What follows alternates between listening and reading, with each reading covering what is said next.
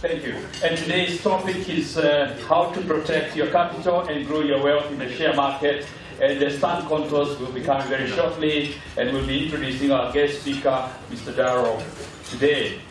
Now, may I take this opportunity to very quickly acknowledge and really thank our supporting partners, Life FM.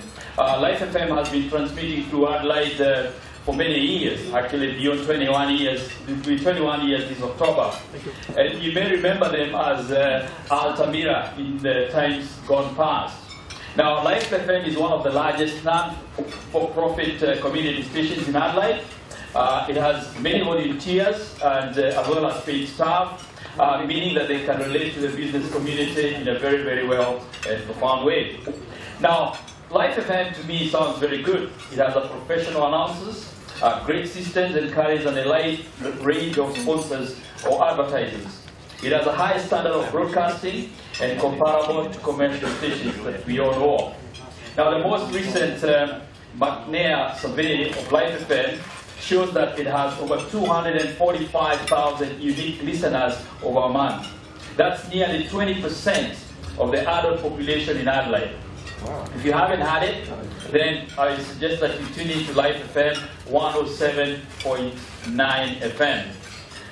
Now, we at Soul Results have been very pleased to partner with Life FM for the breakfast.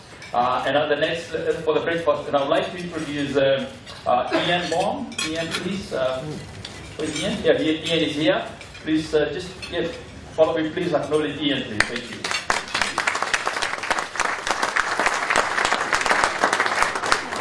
Please make sure you introduce yourself to Life FM, to any of the other Life FM team members that are here today. And I'm sure they will be of good service to you.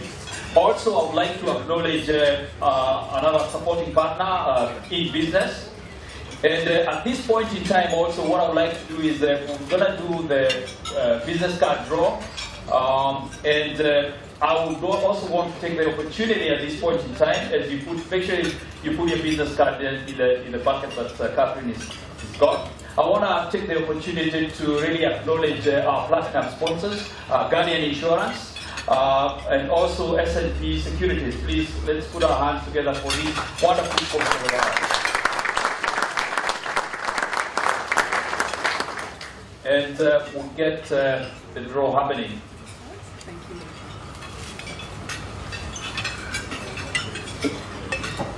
Catherine. We've got some more here, Catherine.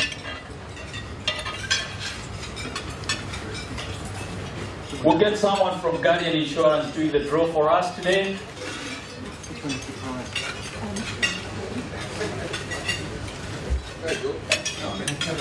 Evan Jackson.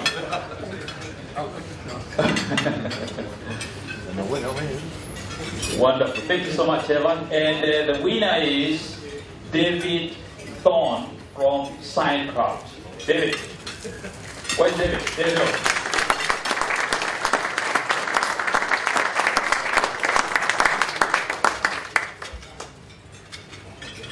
Congratulations, David. The second card will be drawn by Chris Katz from SMS Securities. Chris, please, thank you. Thank you very much. And the winner is Judith Roberts from Julian Soft Furnishings.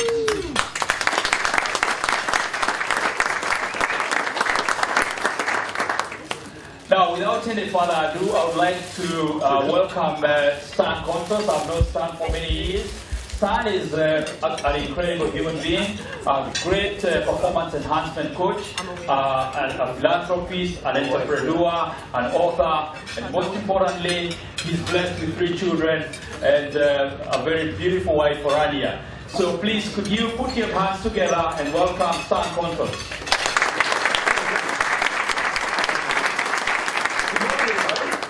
Good morning, how are we doing? Please keep eating, enjoy your breakfast. Can you hear me okay? Good. Welcome again. Welcome to Breakfast at the Next Level. And how to protect your capital and grow your wealth. And in a moment I'll be interviewing Darryl, which will be fantastic. I met Darryl last week and he's a wealth of wisdom. So I hope today you've got your notes and pens down, because I'm sure Daryl will give you some wisdom. But before we give the wisdom, I'd like to give you a bit of a chuckle. I'd like to begin with something kind of funny. And my joke analyst, Martina, has given me a joke for the morning. Everyone ready for a joke? Good. Everyone ready for a joke? Okay, it's a cold time of the year. A Victorian guy from Falls Creek decides to go to the Gold Coast for a vacation. His wife's on business, and she's planning to meet him there on the Gold Coast the next day. Now, when he reaches his hotel, he sends his wife a quick email. However, he can't find the scrap of paper where he wrote her email address. And so from memory, he types it in. Unfortunately, he misses a letter, and the email gets sent to an elderly woman whose husband, a pastor or priest, had just passed away the day before. When the grieving widow checked her email, she took one look at the monitor screen, let out a big scream, and fainted. Her other family in the home heard this and rushed to her side and saw on her screen, "Dearest wife, just got checked in. Everything prepared for your arrival tomorrow. Your loving husband. P.S. Sure is hot down here."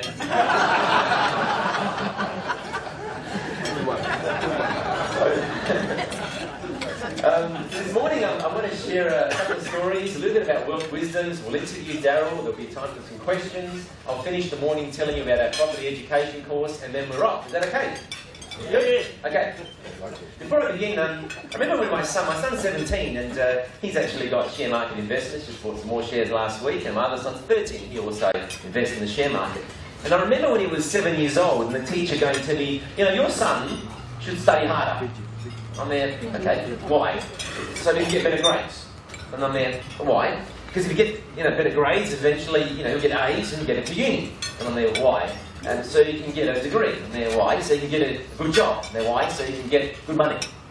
And I'm there, well, why don't I just teach him to make some money? We can spend the next 20 years doing something just for the money. I think if he studies, he should study for more than just the money. He should study because he loves it, and he enjoys it, and it'll make him some money. But he should really do it for the right reasons. So I corrected the teacher and said, look, when it comes to wealth and income, I'll teach my kids that. I want them to do what they want to do, and as long as they're happy educating themselves in any direction they like.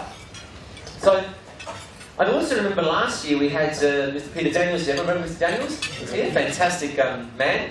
And I recall about a decade before that, when I first approached him, and I remember on the phone saying to him, what is the secret to success? I wanted to find people that had succeeded in terms of financially, but also were very happy and balanced and had a good life.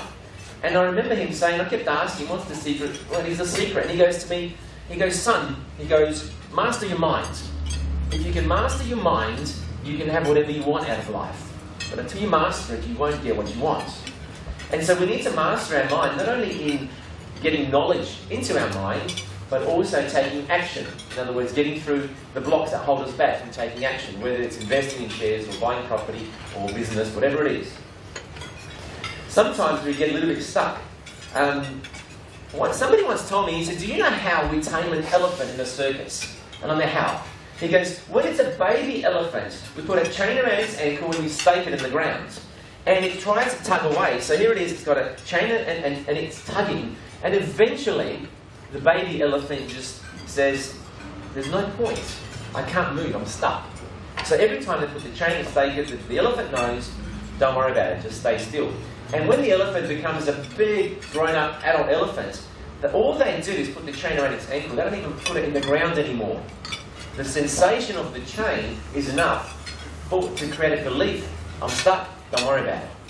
So we need to be very wary of what belief systems are holding us back, because the only thing holding us back is a limiting belief, is something that says we're stuck and we can't do it. Now, I always say, wouldn't it be great to have an extra income every year, or to create more capital, or to teach our children these skills, or to be able to have a more abundant life? And so, before I bring Daryl, I just want to share some of the wisdoms that have helped me. Joe Abraham says, you are surrounded by simple, obvious solutions that can dramatically increase your income, your power, your influence, and your success. The problem is, you just don't see them. You see, they're around us all the time. There's people like Daryl around us all the time that can give that word of wisdom that can shift our life. Henry Ford said, where there is a will, there is a way. If you think you can or think you can't, Either way, you're going to be right. So I remember years ago, I used to think, oh, if I can get around 10% return on my shares, I'll be happy. And guess what I got? 10%. And then I said, well, I want 20% plus. And guess what I got? And then I said 30% plus. And guess what I got? 30% plus, right? This last financial year, 26.5. Right? So I'm not, now this is 10% above the index. So it's not just a mindset saying I'm going to get that, but then you need to develop the skill set and the strategies to do it. Yeah? They're all with me? So Henry Ford said it, he goes, if you think you can or think you can't, either way, you are right. J. Paul Getty said, now, and Getty was the wealthiest man in the world. Back in 1978, when he passed away at 83, he was worth equivalent, I think it was about $3 or $4 billion. He goes, whether you like it or not, there is such a thing as a millionaire's mentality.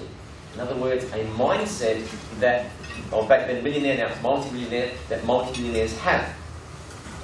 Now, one of the mindset things you need to do is you need to have a team. For example, if you had a property team, you would have an accountant that understands property, you would have a conveyancer, you would have a finance broker, a mentor, a builder, an architect, a town planner, a surveyor, arborist. You have these people accessible. You need a team. Same with shares, you need a team around you. Make friends in business, but avoid losers, manipulators, and small thinkers. Join forces with other winners, and your chances of success will soar. What do I mean? I don't know. Look, we love all people, but there are certain people that are very negative and critical and just don't want to progress. Do you want to have them in your environment when it comes to the creation of your wealth? So you need to form masterminds with people that you're in harmony with, that are progressive, that have goals just like you, and you've got to share with those people. So be careful who you share your goals with. Steven Spielberg said, I knew it was up to me alone to create my own lucky break. A lot of times we think that somebody else is going to do it for us. Yes, somebody else can help us. People like Darryl help people create wealth, and they're amazing advisors, but you've got to take some ownership as well. You've got to get educated, you've got to know what you're doing. Now, how do the wealthy think? I've got a few things that came to mind the other day. The first thing they think is MSI. Does anyone know what MSI means? Multiple sources of income. Right? Wealthy people think, how can I get income from multiple sources on a continuous basis and increasing quantities? Right? How can I get income from multiple sources on a continuous basis in increasing quantities? And so MSIs are really important because it diversifies you, whether it's shares, property, business, etc. And the other thing they think of is making money while you sleep. Who would like to make more money while you sleep? Good, only a few of you. The rest of you don't want more money while you sleep. We'll have it. The ones that put their hand up will have it. We'll have it. So make money while you sleep. Wealthy people think, how can I create something where I can do the work once and get paid 20 times, 30 times, 40 times? Wealthy people think return on investment. My money and the borrowings, what is my return? Wealthy people think, what's the return on my capital employed? The money I've put in, what is the return on that money? Because if we want to create capital over years, we've got to get a great return on the capital we put in. You know, Warren Buffett gets over 20% of his capital, and he's done so for the last 40 plus years. We need to understand debt is not just debt, there's good debt and bad debt. Good debt is debt that is appreciating in value and returning an income, whereas, or at least one of those two things, where bad debt doesn't give you that. We need to be contrarians. Contrarians are people that don't think like the masses or are just slightly ahead of the masses. You know, a contrarian will see an opportunity before the paper releases it. Warren Buffett is a great contrarian. He says, what does Warren Buffett say? Does anyone know? Get greedy when others are fearful, and fearful when others are. That's contrarian thinking. Stay away from doomsayers. I don't know the amount of people that I've spoken to the last 6 years of investing that have been doomsayers every year. Every year, the market's going to crash more. Every year, property's going to crash 50%. Every year, it's all going to crash. And so, if we listen to doomsayers, we'll never get anywhere. However, you should use KPIs to manage your risk. There are indicators that you should have that manage your risk, whether it's property or shares. For example, some indicators in property would be the interest rates, unemployment levels, the clearance rates, and the days on market, etc., etc., etc. Indicators in the share market, you might have trend indicators. I use a combination of intrinsic value analysis, so I analyse a share as a business, and then I also check with the trend analyst. How is this trending? And I have a stop loss, etc. So you've got to have KPIs. Warren Buffett's principles, protect our capital, that's number one. In fact, if you ask him what is the top two, he'll go number one, and then he'll go number one again. Right? Why is that? Anyone know? If you lose 50 grand, how do you lost 50 grand? No. You've probably lost 250 grand to save that 50 grand. Does that make sense? Because you've got to pay tax, you've got living expenses, etc. And to accumulate 50 grand is taking you a lot of money to earn to get there. So you've got to protect your capital. So whatever you do, you've got to have maximum return for minimal risk. Buy something, a business, a property, whatever it is you understand. Make sure it's got favourable long-term economics and a long-term competitive advantage. Make sure there's able and trustworthy management. For example, if you wanted your share portfolio managed, people like Daryl, you've got able and trustworthy management of it. You don't just, if you're not sure yourself, get a helper. And a sensible price tag when you buy. Now, there's 3 laws of wealth. There's many laws of wealth, but the 3 that come to mind that have helped me is, number 1 is the law of compounding. Everybody wants everything within a year. Now, these are my yearly goals. I want to have so much in a year's time. But people overestimate what they can get in a year and underestimate what they can have in 10 years. So if you study Warren Buffett, he thinks 10 years. Every investment's 10 years. That's how he thinks. And he compounds it in his mind, and he goes, this is what it should be worth in 10 years' time. And so good decisions over time is the law of compounding. A good friend of mine, I work very wealthy now, and he goes to me, Stan, what's the secret? He goes, Stan, just good decisions over time. Put your money in areas and then let it grow. Let it grow. Don't get too greedy. You're not going to make these incredible, returns over a year, but you will make great returns over a decade. The law of leverage, where you need to use other people's money, other people's knowledge, other people's time, where you need to. And the law of attraction, what is that? When I coach people, I go, did you know your mindset is very important when it comes to wealth? We need to understand that we need to visualize, we need to believe before we achieve. We need to believe it, we need to see it. So I teach people visualization, I teach them positive affirmations, I teach them to have the right mindset. Because your mind's a series of filters, and if you've got the right mindset, you will see the opportunities when they pop up. But if you've got a negative mindset, you won't see them. All you see is the negativity. And so the law of attraction is about seeing what you want to see. Now, I want to just go on to letting you know a bit more about Daryl before I bring him up. In 1975, Daryl graduated at the Uni of Adelaide with honours in economics. He's had senior positions with Access Economics, Adelaide Bank, Bank SA, and federal departments of the Treasury, Prime Minister and Cabinet. With the Financial Services Institute of Australia, since 1987 he's been a lecturer and lead lecturer. In 2004 he was a senior fellow, and he's also been past member of the Financial Services Institute of Australia National Council. He's currently Chief Economist for Prescott Securities Limited and WHK Financial Planning Limited. Daryl specialises, and this is very concise, Daryl specialises in providing quality, strategic and tactical wealth management and investment advice to high net worth and asset accumulating clients, as well as advising companies on their employee superannuation schemes. His objectives are sustainable growth and preservation of wealth for the development and provision of secure, tax-efficient and inflation-proof retirement income streams. Okay? So wealth of knowledge. Can I get you to put your hands together for Daryl?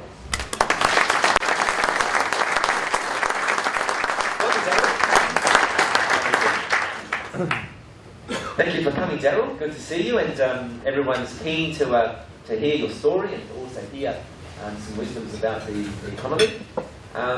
We always like to know a bit about our guest interview background, and so, where did you grow up, and what did your family do, and with that, tell us how you were inspired to get into the world of economics. Okay, everyone hear me? I come from Manor. Most of you might know it's a small country town. When I grew up there, it really was an industrial town. Can you hear me? Volume, please. Maybe we'll have the hand here. Is that better? No. Is that better? Okay. Manor at that stage had shearers, which became Bagshaws, so about 60, it really was an industrial town, had its own flour mill, 3 car yards, would you believe, 600 people working in the shearers manufacturing, and sort of changes in the economy, whatever, went down. Dad worked in the post office, he was the first postie at Manor, got a picture of him riding a horse with a little mane, and Mum worked at the hospital as a matron. So it was sort of a really, I suppose, upper working class, lower middle class background. I really had no idea what I was going to do when I left school. Manor at that stage just had a high school. There were 200 of us at the high school. So there were 5 or 6 of us actually doing what we call the public exams at that stage. Went to year 11, leaving then. And I caught the bus to do matriculation to Birdwood each morning. So, get to Birdwood about 8:30, freezing cold, frog, get back on the bus about 3:30 to come home, go to football, then go and do the homework and get ready. I actually worked from I was about 15, sort of part-time. I remember I used to work at a service station and you actually sell people petrol and wash windows and do stuff like that, so I did that for a while. Also worked as a telegraph boy down the post office. Had no idea whether I'd get into university or not. Back in those days, you had to pay your own way. Ended up, very luckily, actually getting a Commonwealth scholarship. So went to university, thought I'll try this for a year or two, see how I go. Expected to not get good enough results and drop out, so I'd already had a job before that. So that was it. That's it. Got through university, picked up a job in Federal Treasury where I was there for Treasury for 8 years and Prime Minister and Cabinet under Bob Hawke for 12 months. And that was your number one job, your first job, wasn't it? First real job, yeah. Real job in Treasury. So, what was the memorable event there? Every job's got a memorable event. What was that? What was the memorable event for you there? It might sound strange, but at that stage, Australia was starting to go through 1982, 1983 federal deregulation of financial markets, and I worked in a number of the financial markets areas. Used to do the recommendations on how much the government would borrow, where we'd borrow here or overseas. And one of the things I said, and you might find this a bit strange, but even though Treasury was in charge of setting those bond tenders, they'd never had any contact with the financial markets. So I made up my mind that we had to go down and actually visit the financial markets, go and visit the banks and others. And I was told by senior people around me, we'll do that, you get yourself sacked, because we actually shouldn't have any contact with those type of market people. So I took a couple of days off, went up to Sydney on my own steam and sat in with some of the bond dealers up there to see what they actually did, because no one else had done it. And after doing this for about 12 months, the rest of the Treasury sort of found out that it wasn't a bad place to go because you got lunch and a few drinks or whatever, so they stopped. The senior people started doing it, but again, I thought that was something we had to do. We also got, now most of you have got Bloomberg or other screens, on your iPads or whatever. Back in those days, there used to be a little green screen called Reuters. Essentially cathode ray tube. I organised to get one of those in Treasury so we could actually see what was happening in the markets live. But yeah, I thought getting Treasury a bit more involved at that stage with the markets and understanding what was going on, I thought was very important. But it hadn't been done before. In fact, most people in Treasury did not actually want to talk to the business sector because they thought they were all sort of just after their own ends. I thought it was very important to actually understand what the business sector was thinking, particularly in that period. And during that period, is that when the dollar floated and it all started to change? Yeah. I was actually involved when we were actually having, in the area I was in, we were actually trying to work out whether we should be soaking up the money that was coming in just prior to the float of the Australian dollar. And most people here under 30 probably don't even realise that the Australian dollar used to be set back into 1983 by 3 wise men, head of the Reserve Bank, head of Treasury, head of Prime Minister and Cabinet. There were no wise women allowed in public service at that stage. Came a lot later. So they used to set the exchange rate, and then, like almost overnight, it was decided the markets would set the exchange rate.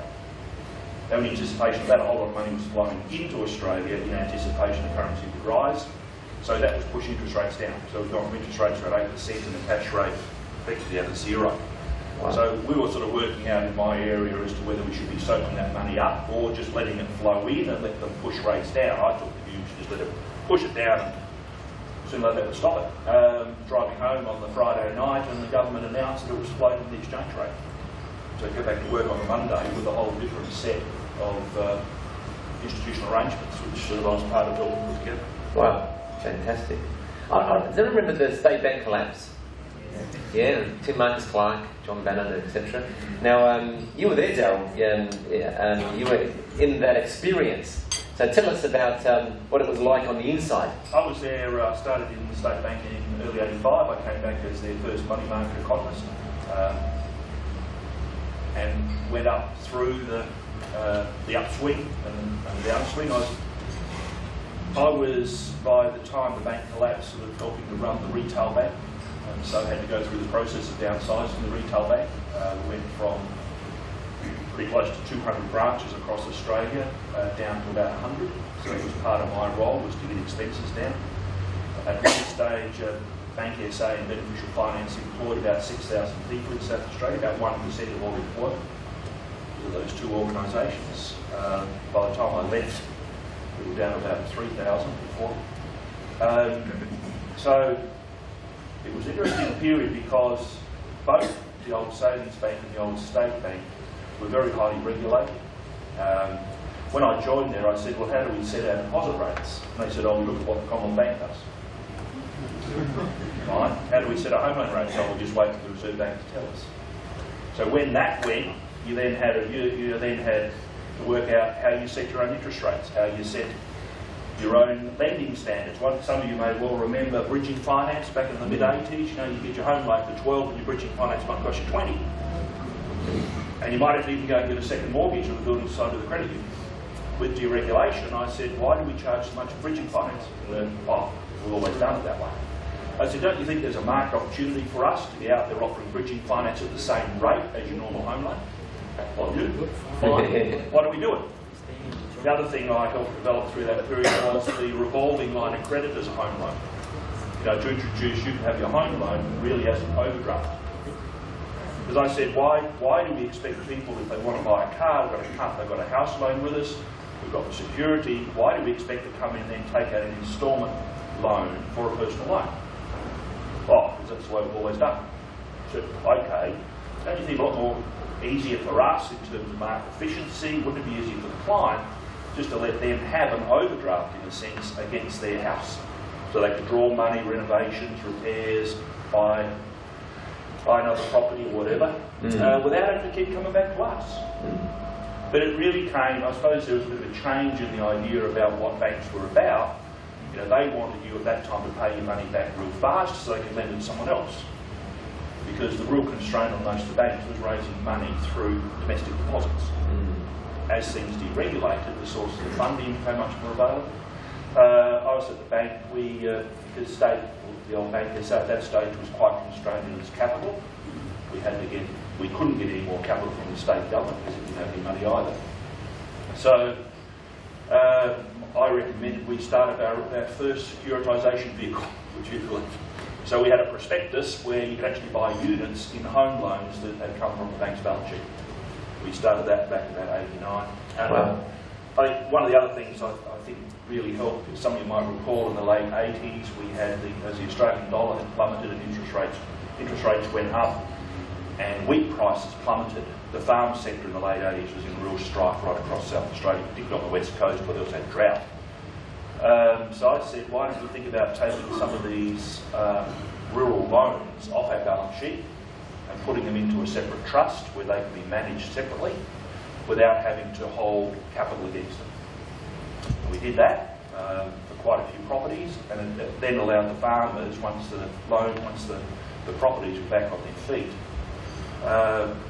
they managed them, were able to then take them out of the trusts. We believe that actually helped stop a lot of significant price falls of land on the west coast. We actually had complaints from a lot of the bigger farmers over there that we were stopping the price falling to a level that they could come in and take out the other farmers. Right. Wow. And I said, you're right, up yours too. What about in 92? You mentioned, Daryl, in 1992 you went to your first seminar on the internet. That was an interesting story. At Bank SA, we're actually running a pilot in Sydney to actually do FPOS in taxis by radio. In other words, what you see today is quite normal. Back then, we started that process of actually doing the electronic banking through taxis.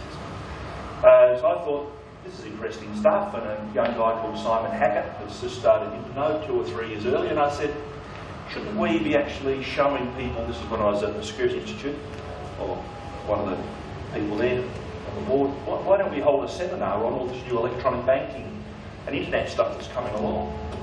So it was held at what was then the Hyatt, the Intercontinental.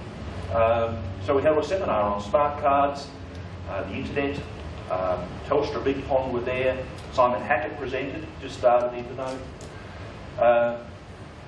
We probably had about 200 to 300 business people there. We held 3 of them. And it really was an introduction, I believe, to the business community in Adelaide at that time to what was happening on the internet. On the internet, yeah. What was happening with electronic banking. Electronic banking back then, you might remember, you actually got, if you wanted electronic banking, you rang up the bank and they said you had a CD to load up your software. Yeah. Nothing like that today. But I thought that was quite interesting that we did it 3 times. The 4th time, there was actually no interest because everyone now knew about the internet. Right. So we didn't have to do it, but I thought that we probably had at that stage 200 to 300 people at each of those seminars. Wow. Tell us, why did you begin in Prescott Securities, and tell us a bit about Prescott, how many people you employ, funds under management, all that sort of stuff. Yeah, I was at Adelaide Bank. I was Bank Adelaide. SA. Yeah, then Adelaide. With Adelaide Bank for 3 years. Yeah. We in fact helped set up this online revolving line of credit as a home loan. The interesting was there we created it so that people would actually use it for buying securities or buying businesses. So there was conceptually an infinite number of overdrafts you could have against the one property. Yeah. We thought worked pretty well. Went to Access Economics. Decided after 18 months I really didn't like working on my own because I was the only representative in Adelaide. So then I approached what was then BNL, which became Prescott Securities. That was in '99. About 43 staff. I was their first general manager. Before that, it was really a sort of I suppose, a group of individual practitioners under one roof. In 2001, we bought ourselves out from Ordmanet, joined Crow Horwath. I got the new licence. What was wasn't an AFSL. So I was the one who was responsible for getting the financial services licence. Got the next one in 2006, 2007. Effectively, I've been in, I suppose, the financial services sector operating licences since the late 80s because I actually did it at Bank SA. So we've grown the business, got up to about 110 staff at one stage. Now we're about 85. Been quite a few changes. Now I'm managing director, also advisor. We look after about $2,000 million worth of clients' funds here in South Australia. So we're probably one of the largest, and one of the largest in South Australia in terms of funds under advice. Also, I think one of the largest in terms of being our own licence holder in Australia. As you may be aware, probably now in the order of 80 to 85% of all the financial advisors out there are licensed to either the big banks, to the fund managers that are owned by the banks, or to dealerships that are owned by the banks. We're one of the few left. Yeah, fantastic, mate. Now, over the years, Darryl, you've had some pretty large responsibilities, big challenges. I've got a question here. What's been your biggest challenge, and have you ever felt overwhelmed? I think probably looking back, the biggest issue was after the collapse of the State Bank, Bank SA. I was most of the senior management got moved on. I was retained in order to try and help put the bank back together, get it ready for sale. Partly that was done because I think I had a very high profile around town, and the idea was that people still trusted me in what I said. I remember one old dear rang up when the government guarantee was being invoked, and she said to me, "Darryl, is my money safe?" And I said, "Look, it's guaranteed by the state government. It's guaranteed by the Reserve Bank." She said, "I don't trust any of them. Will you give me your guarantee?" And I thought, yeah, well, it doesn't really mean very much. So yeah, look, I'll guarantee that your money's going to be safe. But it was that type of stuff, plus all that went on. I appeared in front of the Royal Commission. I was interviewed by the Auditor General, the Solicitor General. I was mentioned on the floor of the Parliament at one stage about something that another staff member had done, but I stood up for them. And then I also had to sit in front of a Senate committee which came to South Australia to investigate the bank. So that was effectively as if we were sitting on the floor of the Parliament, and any contempt or telling them fibs meant you went to jail in Goulburn Jail, which is a bloody sight colder than Yatala or Lincoln or Murray Bridge. So that it was going through that phase because you just really didn't know what was going to happen, what the impact might be on the family, your future career, that type of stuff. So, but it really was a matter all through that period of being very consistent with what I was saying, making sure what I was telling was the truth. and doing what you thought was right. Yeah. In terms of that, say, that crisis, like Darryl, how do you think? Like, what's the process you use to keep yourself calm through it all? I think it's a bit like investing. You've got to have an idea of where you think you're going to end up, so that the things that are happening all the time, you're sort of saying, well, I've got to end up over there, or I might, you might have a few scenarios in mind, but you're then thinking, okay, how do I react? What have I got to do in each of these situations to make sure that the organisation, we as individuals or we as groups are actually still on path to get to that point. Don't be sort of just knocked around by the things that are happening day by day. And I think that was really what I was trying to do all through that period of Bank SA. All those times we were appearing before different groups, the media. I mean, in terms of the Senate committee, I'd never seen so many media, and I've done a lot of media, I've never seen so many media, because they were here from interstate in one spot at once in Adelaide. Literally, there were 3 of us being interviewed. There was a cameraman sitting at either end of the table that we were sitting at. So every time I looked down, the cameraman, he took my photo. Right. And we appeared, some of you might remember the old newspaper. We walked out of there at 4:30 and we were already on the front page. So there we were, bang, full front page spread of the news. So you sort of think, how are my kids going to take this? How's my wife going to take it? But we got through that. But again, it was a matter of doing the things all through that period that you felt, how are we going to protect the situation of the bank? How are we going to protect South Australia's position? Because we wanted to make sure that the bank could continue on at that stage, either independent or as an important part, get a decent price for it from someone else. I mean, my view was, and it still is, that the bank could have continued on as an independent organisation, but that was not what politically was desired. In fact, my understanding is the political parties at that time agreed it was going to be split up into the good and bad bank, and the good bank was going to be on sold, and a royal commission had to take place. So all of that stuff was being done. So that I'd left bank. I was actually head of electronic banking at Bank SA when I left. That was head of electronic banking across Bank SA and Advanced Bank, which had taken us over. But I think it really is like with investments. Where do you want to get to? What are the different scenarios that might get you there? What are the different points you might get to? And okay, the things that we do day by day, how do we make sure we're still on that path? Yeah. Well, let's go now on to opportunities and the markets. What sectors in the market do you see an opportunity over, say, the next 6 to 12 months? Where do you see? You put up Warren Buffett stuff. We're great fans of his, and there's a few of our advisors here today. We like to work. I suppose the very first thing we do when someone comes in to talk to us about their finances is to ask them, like I've said, the scenario stuff. Where do you want to be? So we often won't talk about investments for the first, at least probably for an hour and a half, if not 2 hours of that first appointment. So it really is, where do you want to be? What are the things you want to do on the way there? How do you think about things? And then we are very focused on protection of capital, cash flow, because mostly we're dealing with retired clients, making sure they've got enough cash to be there, both from what they hold, cash term deposits, and the cash flow coming from the portfolio. So when you start to look at the investments, we're very strict on asset allocation. When we start looking at things like particular equities, you might have, it's very much around the thematics. What are the types of things we're looking at from the top down, and then coming from the bottom up, what are the best value businesses that we can find inside that broad thematic? So, for example, we've been talking about the urban middle classes in China and India, Asia, which is really now driving what's happening.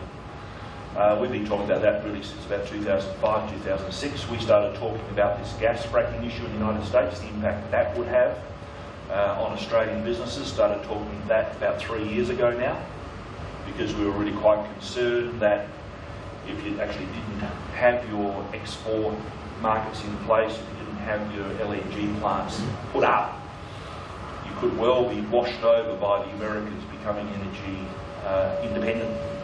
So we look at all of those big thematics. So what often tends to happen is we will be quite overweight in certain sectors relative to the stock market as a whole. We've had great faith in the Australian banks. So in the aftermath of the global financial crisis, we were getting as many our clients to put as much money as they could into the banks, particularly through the share purchase plans, because again we felt the banks would come out of this. And they did fantastic. I mean, in terms of back then, you're probably buying it at 10% plus yields, plus franking. And when you're plus franking. including franking credit. Yeah. Our view was too Yeah. that the banks would come out of this with very little competition, which is what's happened. What's happened, yeah. So, you know, most of you probably have had cash management trusts at some stage, they've now all gone.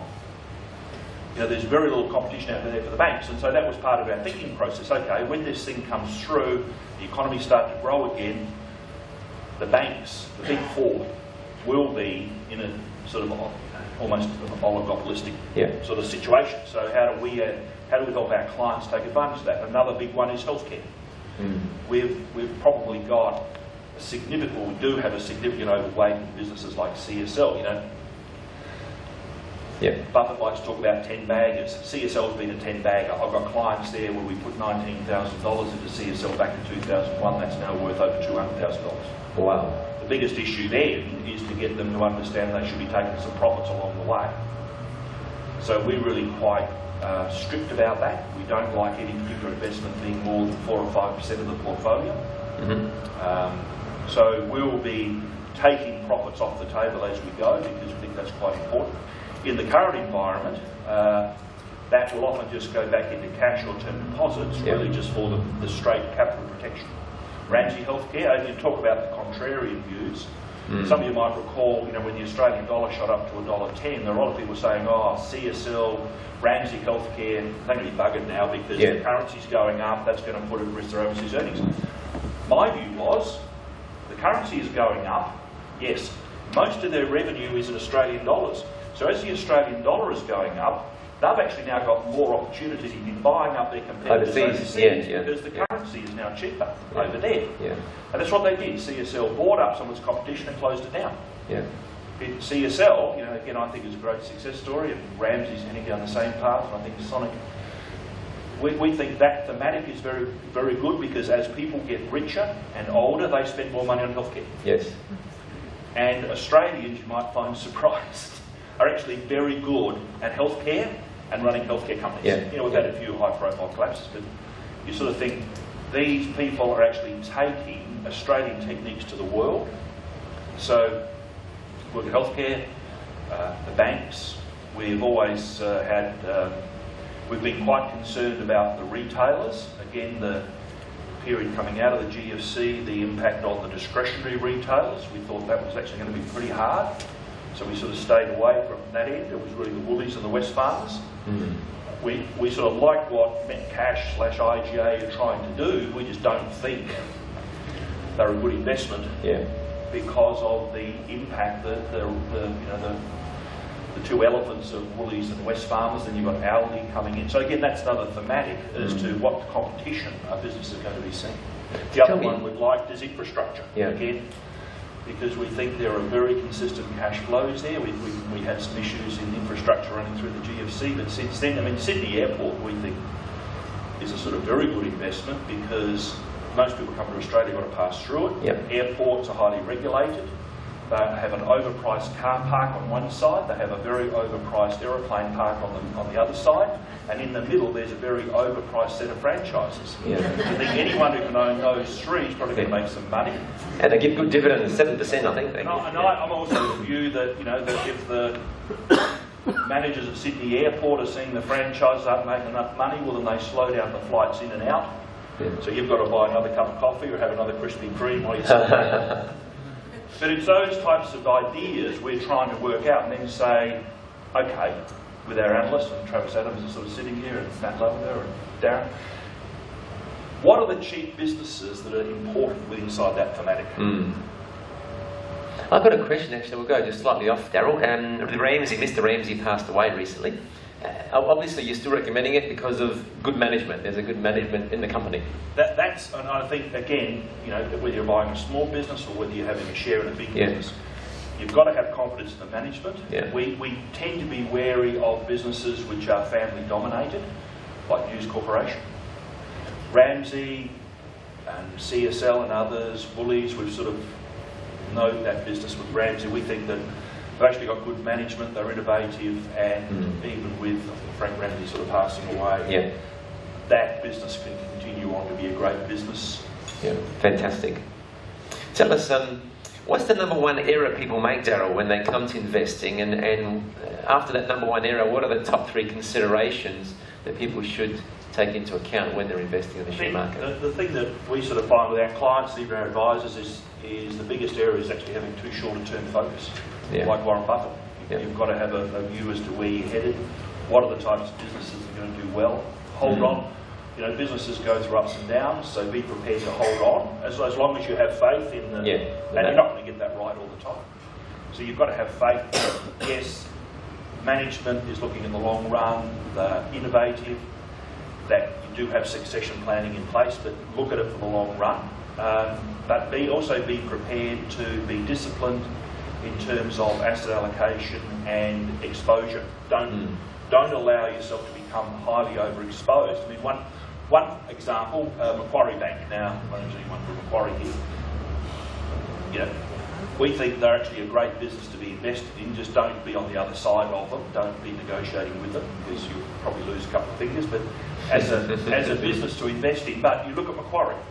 You know, probably back in the early 2000s, it was probably selling for $20 or $30. It got to $100 just the GFC. It went back down to $26. Now, our view was at $100. In fact, anything over about 70 was looking expensive. So trim it.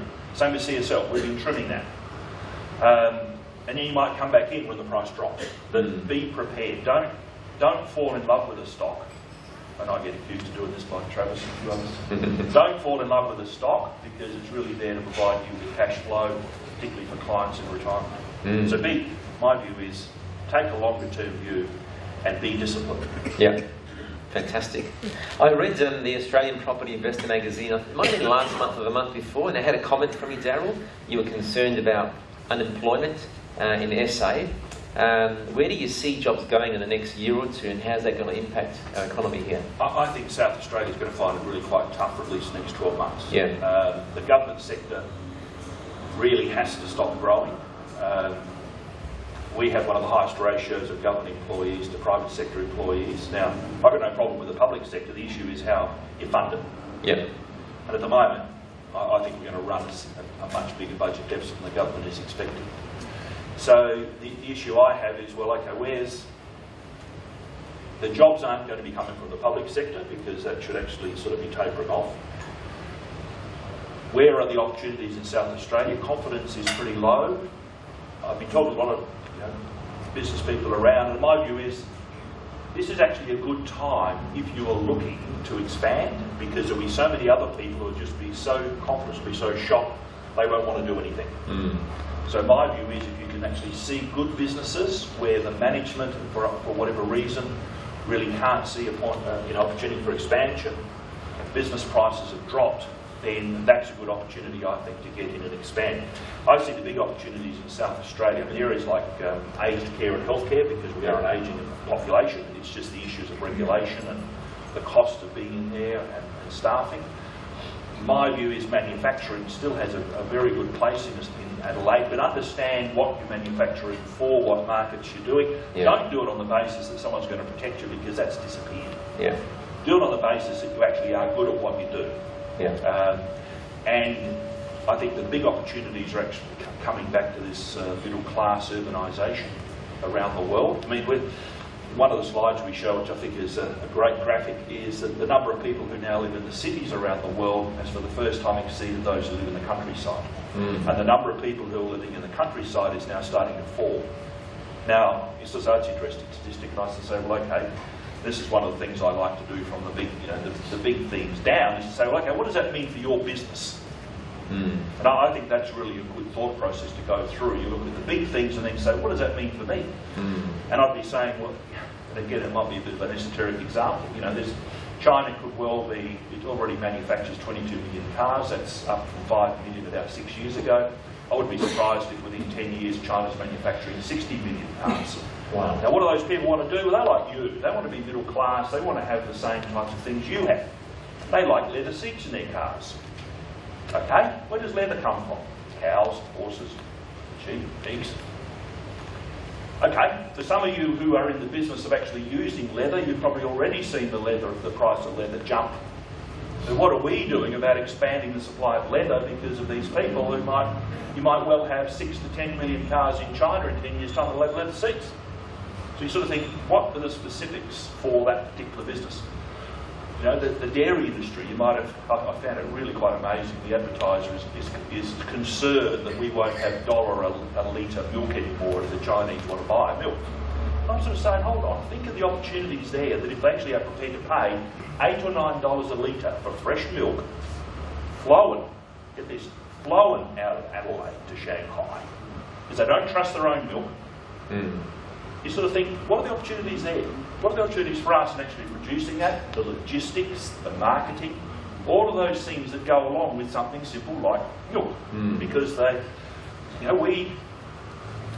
you may be aware, Roe Barra down at Roe produces a lot of South Australia's farmed barramundi.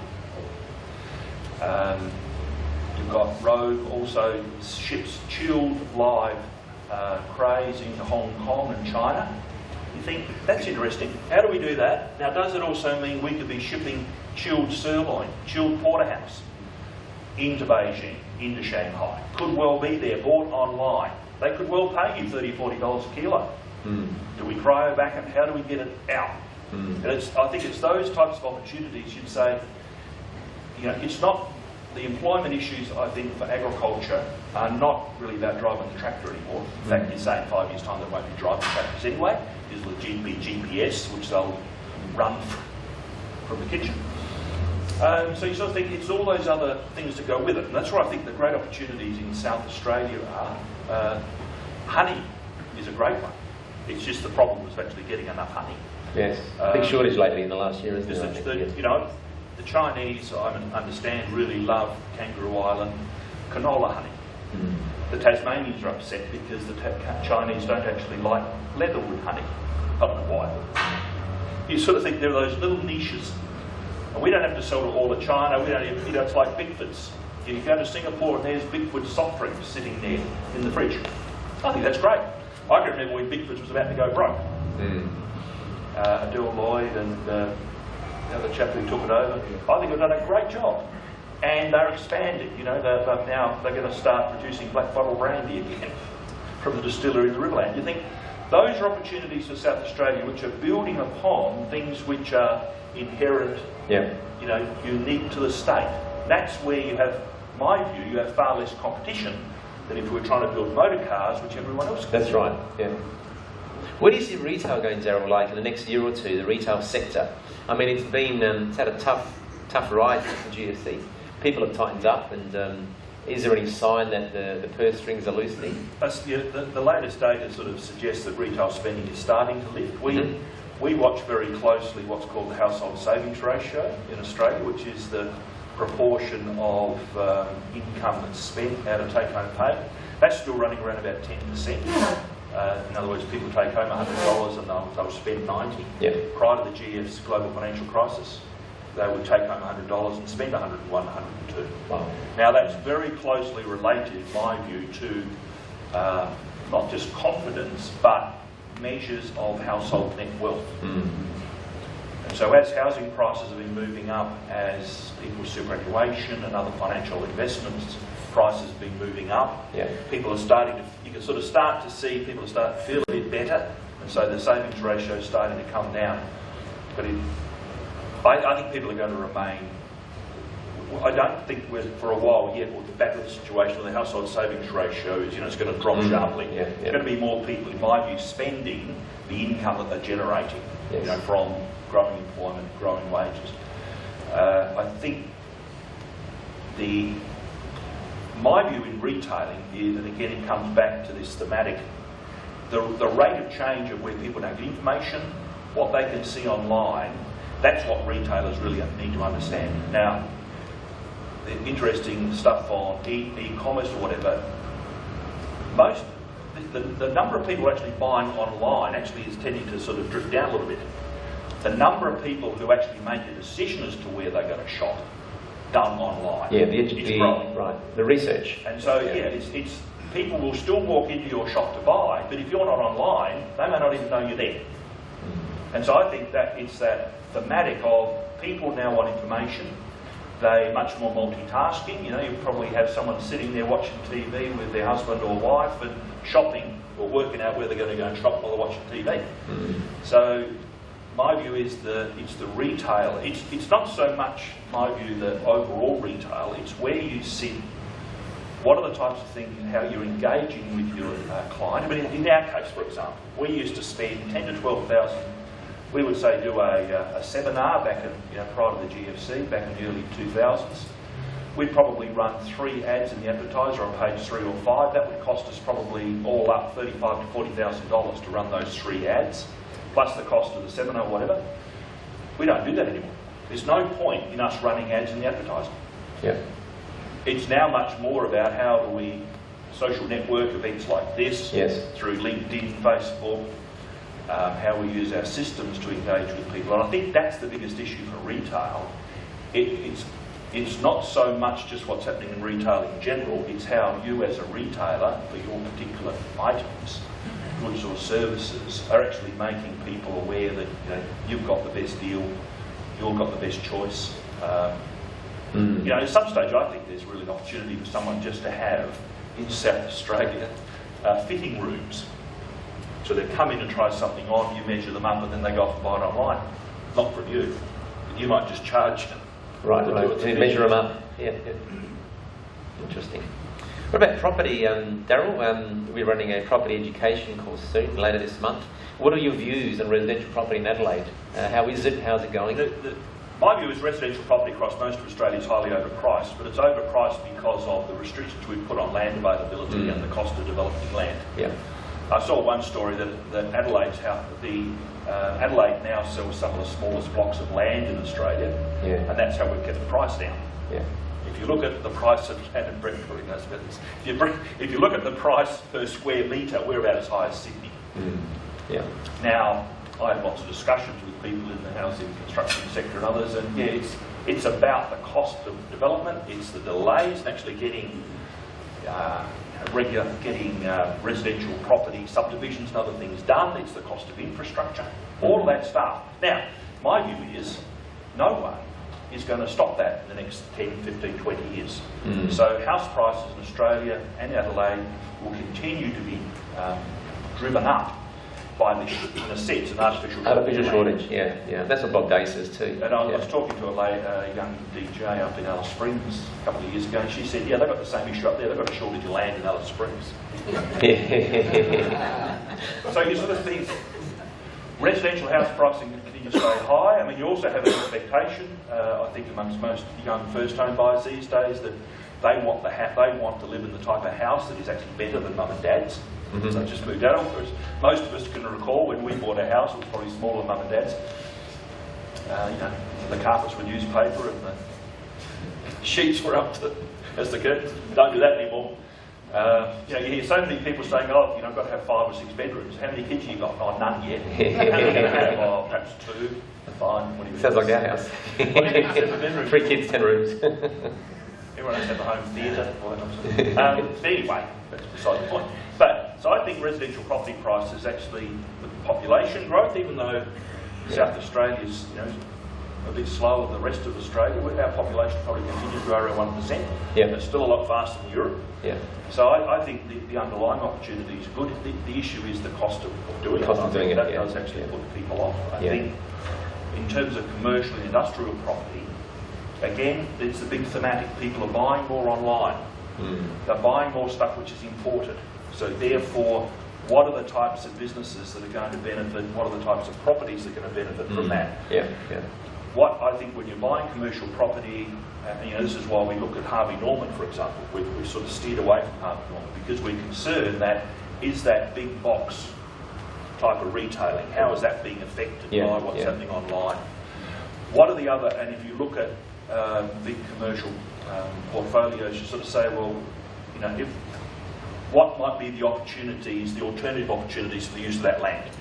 If that particular thing they're doing doesn't work out or it doesn't play out. So that's often what we look at. But I think retailing, particularly for smaller retailers, is about the relationship, and it's about having a presence online, not necessarily to actually sell, but to be seen online and to be a focus for people.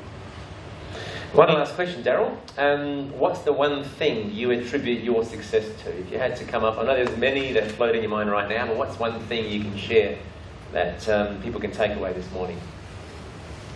I think most of the advisors here would probably say it's just my arrogance. I think it's sort of a single-mindedness. You know, you sort of say, we need to do that. And I'm prepared to listen to you, you give me some good ideas, but this is where we're headed. And don't get swayed by the things that happen day by day. I think I also have a huge capacity for work. I think that's another important issue. Most of you here would be in the same boat. You've got to put the hours in. That's right. Because, you know, your competition's going to be doing it. So you've got to put the hours in, and I think you've got to be not single-minded, but make sure you've got a focus of where you're going. Be prepared to change around, but sort of keep a focus on where you want to end up. Yes, focus and work hard. Excellent. Well, that concludes the questions with Daryl. Daryl will be here till about 9 a.m. So you're welcome to come when we finish. We'll finish about 8:30, and ask him any questions that you have about investment, share markets, the trends.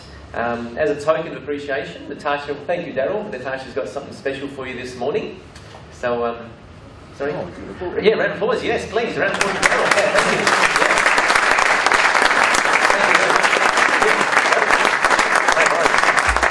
That's good, thank you very much. And we'll finish off the last 10 minutes or so. Thank you, Daryl. So, yeah, have your questions ready at the end, and Daryl will be here. Now, as we conclude, I just want to go through four more wisdoms and let you know about our property education course.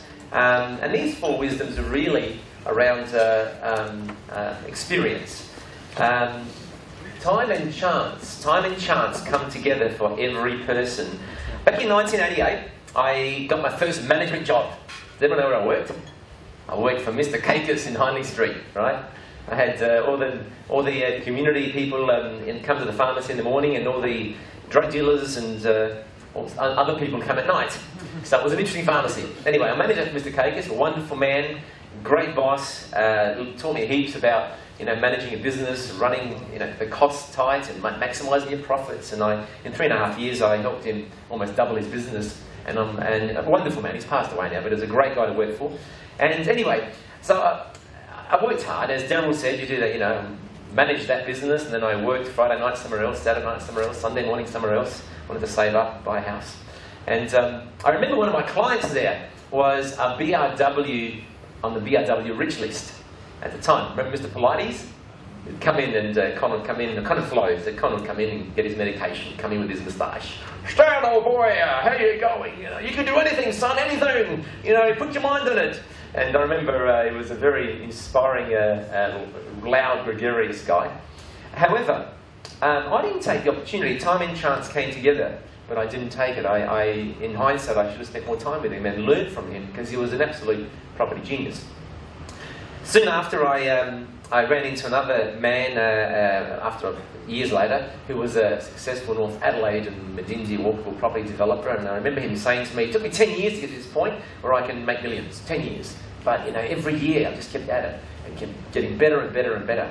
And I didn't take the opportunity to learn from him. And in fact, I remember back then, I didn't know anything about my first house. I just bought it because it was near my sister's house. But I didn't have no idea about how do you value add or when is the right time to build? How do you negotiate?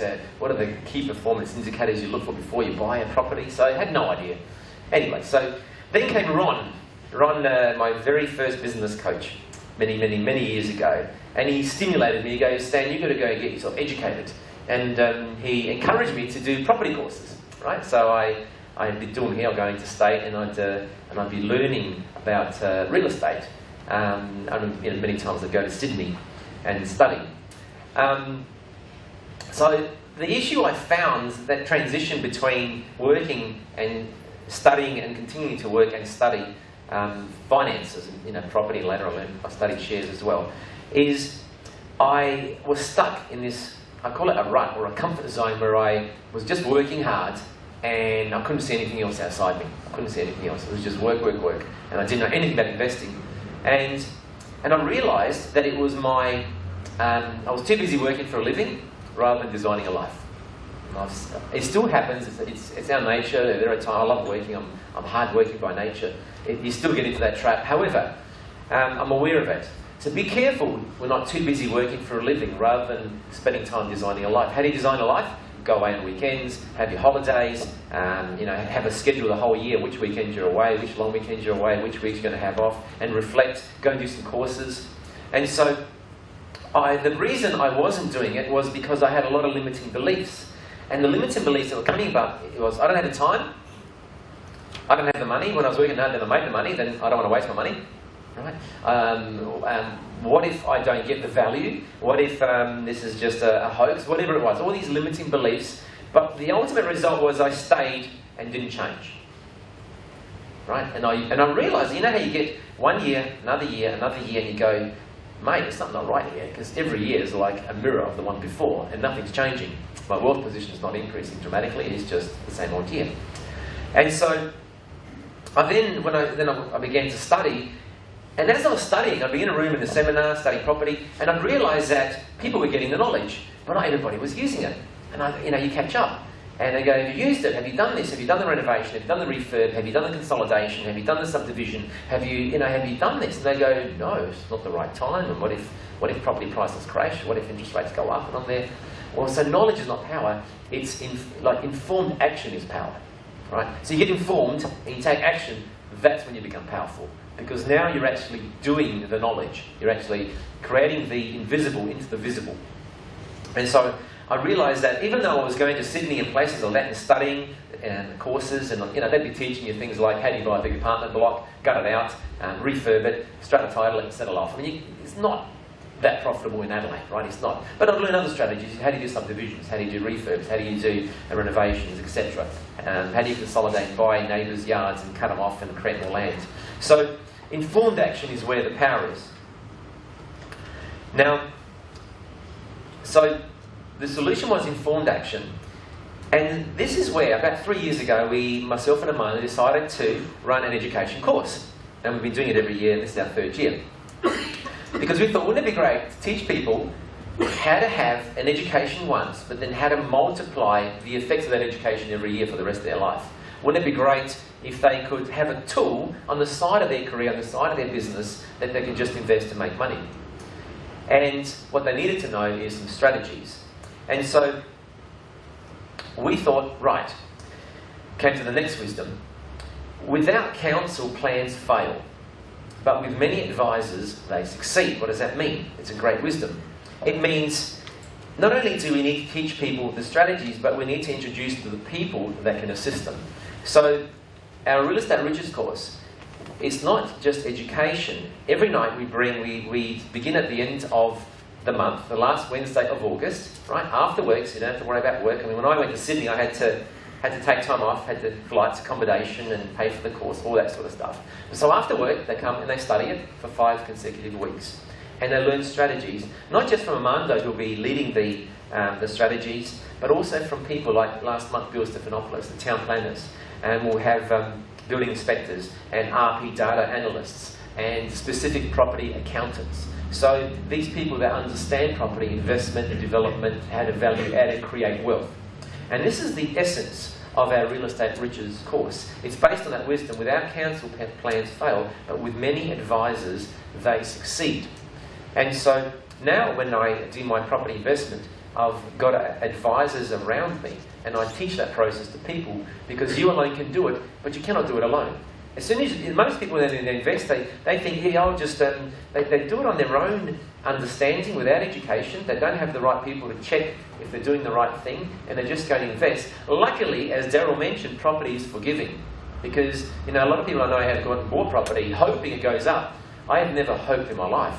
It's always been calculated at the beginning. like I know I've locked in my profits. However, the good news is this year it's growing at between 4 and 5%, and it's likely to continue for next year. And so you've got this underlying support of growth, as well as the strategy of adding value. Now, the good thing about having that underlying support is it's less likely you can make a mistake. However, you should still be informed. The other morning I had an email from one of my coaching clients, young Jordan, and his first endeavour, and he bought a property for $427,000, and we went through he secured it, went through the numbers, and he'll make $88,000, they've calculated, quite conservatively, before the growth over the next 12 to 24 months. That'll be bonus for him. But he's going to make very secured 88 grand, which is fantastic for a young man. Now, in a year, in one and a half years' time, he'll be able to realise that equity, and if he wants to, either sell it, take the cash, or bounce, leapfrog it and buy another property, and gradually accumulate a portfolio over the next decade. And so, just in brief, the course. Look, on the brochure, have we got a brochure there, Taj? Yeah, on the brochure in there. It says master the steps to creating 50 to 100 grand. Now, realistically, I'd be disappointed if you only made 50. The information, you should make close to 100 and plus in every deal. It's all education. So you're going to learn from Amando. How old are you? Where's Amando here this morning? How old are you, Amando? You're 31. 31. If I knew what Amando knew, I didn't know this stuff when I was in my 20s, Amando, but Amando's got a series of properties, and he does a number of different strategies, whether it's rezoning or options or all sorts of stuff to create wealth. So Amando will be there with me over those 5 nights, plus all the advisors, each night a different advisor. So we'll have local property specialists. There's no hard sell, it's only education, right? There's no properties being sold, nothing, it's just purely education. Basically, it's all about learning how to acquire, add value, and build wealth through property. There's money back. We've never had anyone claim the money back. We've done it like 2 years before, this is our 3rd year. We'll give you all your money back after the 3rd night if you're not happy. Hand in your books and go home and take your money back. So it's simple as that. If you don't think, you can walk away and make 25 times what you've learnt, at least. And there's details on an enrolment form there. So I just want to go through the enrolment form. Where is it?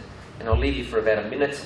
Now, there's 3 areas, right? The first area is if you want to come to a preview evening, we've got one on Thursday the 14th. If you want to bring a guest, each guest is $5, $28 for the first person, $5 for each guest. We'll have a couple of hours of property education and a preview. My suggestion is if you're interested in property and you've got someone else interested, bring them along. They could be your business partner, or bring your wife or your partner along, or your husband, and get them educated. For those that are wanting to do a course and get educated, you can enrol today and take $500 off the price. And for those of you that want to be in touch with us, because next month we're going to interview a very successful CEO who ran a ASX listed company for over a decade successfully, and he'll be interviewed next month, and we'll be talking to you more about our shares course that Peter will be running. About share market education. Now, we're not financial advisors like Daryl. When you want financial advice, you go to someone like Daryl. We're here to just educate, but if you take your education and then go to a financial advisor, you know how to communicate, you know how to make decisions with your advisor. And so, if you're interested in being contacted about coming to the share market preview evening, let us know. So the property evening is 14th of August, 6:30 to 8:30, 2 hours. And there's registration in your pack. Remember, this is my view, and Daryl confirmed it. We're in a low interest rate environment. We've currently got a nice growth rate in Adelaide. And informed action protects you by adding value to lock your profits in. So what that means is it's not about buying and hoping, it's about locking profits in, and as the market grows, that is your bonus. So instead of making 15 or 20% growth over a couple of years, you make more on your money. And the sort of things we cover is subdivision, changing zoning, consolidation, rejuvenation, additions, building, and we've got an option contract that we teach you how to use as well if you want to do option purchases. So there's 3 things that I've always found that create success. Number 1, you need a good mentor. For example, in business, my mentor's Adrian. I've got an exceptional mentor. So you always need a good mentor in any area. So in property, you need a mentor, you need a network of people to help you, from town planners, arborists, all these people around you to have access to the right people, and you need the right peers. One of the things I've found over the years, why I still go to courses and seminars and learn, is it's not just the knowledge, it's the inspiration you get when you're there. You know, when you're there, you think different, and all of a sudden you come up with a goal that you never had when you got there, right? And then you come out of the seminar going, you've got a goal. And mate, just that goal alone, many a time covers everything, you know, many, many times. So it's peers, it's who you hang around with, it's who you become. My dad told me when I was young. So what if you advanced your knowledge and had the right peers in your daily environment? And where would you be in 5 years' time? Because as Daryl said, and as Warren Buffett says, it's not get rich quick, it's where you're going to be in that 5 years, where you're going to be in that 10-year period. You picture where you want to be and you work backwards and say, right, what education do I need? What networks do I need? What people do I need in my life? And then how do I get there in the next 5 or 10 years? So that's all I had this morning, guys. So I'll leave you just for maybe just 30 seconds, have a quick look at this form, and then I'll come back in 30 seconds, quick look, and then we'll conclude the morning and do some networking. So if it's of interest, fill in what is of interest, and then on your way out, hand it to one of the staff, and they'll be sure to be in touch with you. So, and always begin with the end in mind. You know, what's happened the last year? Has what you wanted happened? Then how is it going to change the next year? Trust me, it won't change. Unless you change, nothing's going to change. Nothing will change until we change. Fantastic. Alrighty, so have a great morning. Have a great month. Look forward to seeing you next month when I'll be interviewing David Simmons, as former Managing Director of Hills Industries. Daryl's going to be here. Where are we going to have Daryl Tush? At the front there, Daryl. We'll have you at the front there for people to ask you questions. And look forward to seeing you next month, eh? Have a great day. Thank you.